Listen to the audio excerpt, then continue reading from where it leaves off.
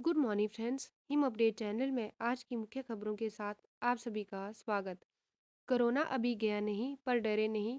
केंद्र ने चीन समेत कई देशों में तेजी से बढ़ते संक्रमण से सतर्क रहने की सलाह।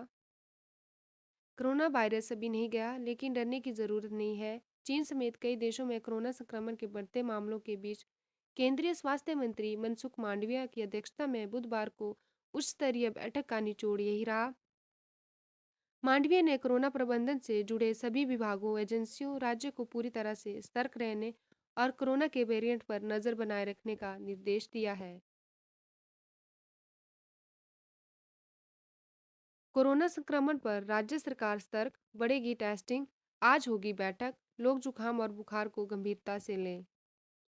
कोरोना संक्रमण के विदेश में बढ़ते मामलों के मद्देनजर हिमाचल सरकार भी सतर्क हो गई है। राज्य में कोरोना टेस्टिंग को बढ़ाने का निर्णय लिया गया है। इसके अतिरिक्त लोगों को जुकाम बुखार और वायरल को गंभीरता से लेने को कहा गया। वीरवार को शिमला स्थित राज्य सचिवालय में स्वास्थ्य विभाग के ने कोरोना संक्रमण के बचाव के लिए बैठक बुलाई है। बढ़ते कोरोना में सरकार की राहुल को भारत जोड़ो यात्रा स्थगित करने की सलाह। चीन सहित कई देशों में फिर पैर पसार रहे कोरोना संक्रमण को लेकर भारत राजनीतिक पाला खींचता नजर आ रहा है। केंद्रीय स्वास्थ्य मंत्री डॉक्टर मनसुख मांडविया ने राजस्थान के सांसदों द्वारा लिखित रूप से जताई गई चिंता के आधार पर कांग्रेस सांसद राहुल गांधी को पत्र लिखा। अनुरोध किया कि यात्रा को कोविड प्रोटोकॉल का पालन करें या देश हित में यात्रा को स्थगित कर दें। 291 स्वास्थ्य संस्थान, 79 पटवार वृत्त व 20 उप तहसीलें बंद। हिमाचल की सुखविंदर सिंह सुक्खू सरकार ने बुधवार को लगातार तीसरे दिन भी जयराम सरकार की ओर से चुनाव के नज़दीक बिना बजट खोले गए कई संस्थान व कार्यालय बंद किए गए। स्वास्थ्य, राजस्व व लोक निर्माण विभाग में पिछली सरकार की ओर से खोले गए संस्थानों को डिनोटिफाई किया गया। इन्हें बंद करने के पीछे तर्क है कि पूर्व सरकार ने बजट और स्टाफ का प्राविधान किए बिना ही इन्हें खोल दिया था। एक दिन पहले ही कांग्रेस सरकार ने मंगलवार को बिजली बोर्ड के 32 कार्यालय बंद किए थे। 60 पशु औषधालयों का दर्जा बढ़ाने और 12 सब्जी मंडियों को खोलने का निर्णय भी पलट दिया था। बुधवार को कई स्वास्थ्य संस्थान, प्राथमिक स्वास्थ्य केंद्र, सामुदायिक स्वास्थ्य केंद्र व स्तरोन्नत किए गए अस्पताल डी नोटिफाई कर दिए गए हैं। 1 अप्रैल 2022 के बाद खोले जा रहे स्तरोन्नत किए गए स्वास्थ्य संस्थान इनमें शामिल है। सुक्खू सरकार का लगातार तीसरे दिन एक्शन। चुनाव के निकट खोले गए कार्यालय किए डी नोटिफाई।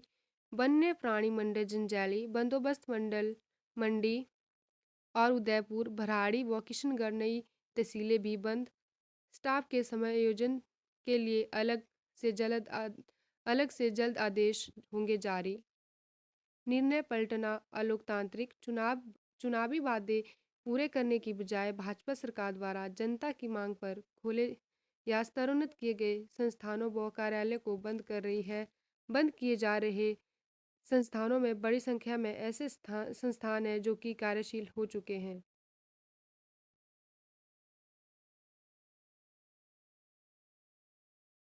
आर्थिक बोझ के कारण विशेष तिथि से दिए जा रहे हैं कर्मचारियों को वित्तीय लाभ।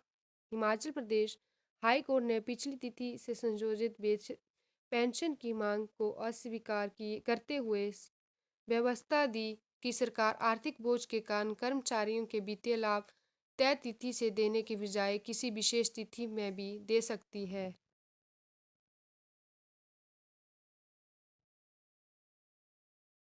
न्यायपालिका की हैसियत कमजोर करने को हो रहा सुनियोजित हमला। सोनिया। कांग्रेस संसदीय दल की अध्यक्ष सोनिया गांधी ने न्यायपालिका के खिलाफ सत्ता पक्ष के हमलों को चिंताजनक करार देते हुए कहा कि न्यायिक सुधारों की बहस के बदले सरकार जनता की नज़रों में न्यायपालिका की हैसियत को कमज़ोर करना चाहती है। साथ ही चीन के अतिक्रमण के मुद्दे पर संसद में बहस नहीं कराने को लेकर सरकार को आड़े हाथ लेते हुए कहा कि दुर्भाग्य की बात है कि गंभीर राष्ट्रीय चिंता के मामलों पर चुप्पी सरकार की कार्य कार्यकाल की विशेषता बन गई है। मुद्रास्फीति, बेरोजगारी, सामाजिक दूबीकरण की चुनौतियों के साथ लोकतांत्रिक संस्थानों को कमजोर किए जाने को लेकर भी उन्होंने सरकार पर निशाना साधा।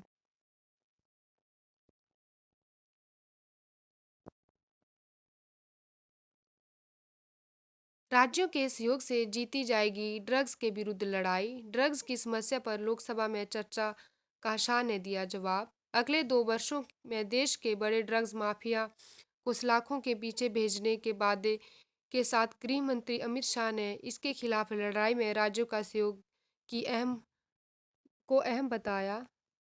देश में ड्रग्स की समस्या पर लोकसभा में चर्चा का जवाब देते हुए शाह ने ड्रग्स तस्करों पर लगाम लगाने के लिए तैयार रहे देशव्यापी ढांचे और इससे मिल रहे बेहतर परिणाम का ब्यौरा भी पेश किया।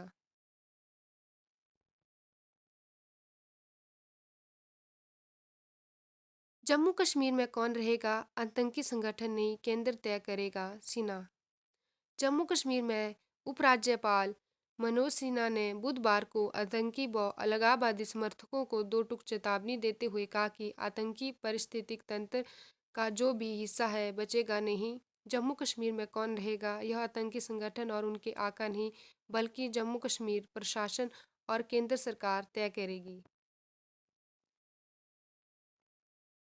महंगाई कम करने के लिए कर रहे काम। आरबीआई गवर्नर बोले, सरकार भी मुद्रास्फीति पर काबू पाने के लिए समान रूप से गंभीर। आरबीआई गवर्नर शक्तिकांत दास ने बुधवार को कहा कि महंगाई से लड़ने के लिए केंद्र सरकार और देश का केंद्रीय बैंक मिलकर काम कर रहे हैं। एक कार्यक्रम को संबोधित करते हुए दास ने सरकार की महंगाई पर काबू पाने के लिए समान रूप से गंभीर है। केंद्रीय बैंक के प्रमुख की ओर से टिप्पणी आरबीआई द्वारा सरकार को सौंपी गई रिपोर्ट के बाद आई, जिसमें उसने लगातार 3 तिमाहियों में मुद्रास्फीति को ऊपरी सैन्य सीमा के अंदर नहीं रखने की वजह बताई। अफगानिस्तान में महिलाओं की उच्च शिक्षा पर प्रतिबंध। अमेरिका बोला, यह अस्वीकार्य।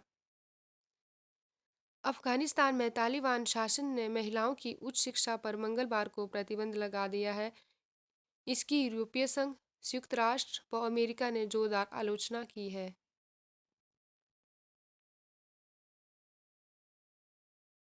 अमेरिका पहुंचे जेलेंस्की, बाइडेन से करेंगे मुलाकात। युद्ध के बीच बुधवार को यूक्रेन के राष्ट्रपति जेलेंस्की पहली बार देश से निकलकर अमेरिका पहुंचे। वहां पर राष्ट्रपति जो बाइडेन से मुलाकात करेंगे और अमेरिका कांग्रेस के समक्ष अपनी बात रखेंगे। जेलेंस्की अपने दौरे रूस से लड़ने के लिए और ज़्यादा हथियार दिए जाने की मांग करेंगे। इस मुलाकात के दौरान राष्ट्रपति जो बाइडेन के लिए करीब $200 की नई सैन्य सहायता का ऐलान कर सकते हैं।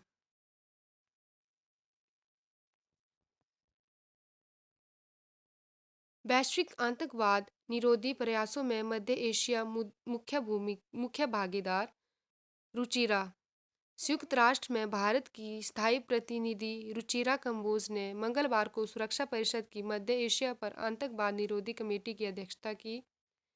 इस दौरान उन्होंने अपने संबोधन में कहा कि अंतर्राष्ट्रीय आतंकवाद निरोधी प्रयासों में मध्य एशिया महत्वपूर्ण भागीदार है। मध्य एशिया में कमेटी को टिकाऊ और सार्थक संवाद की जरूरत है।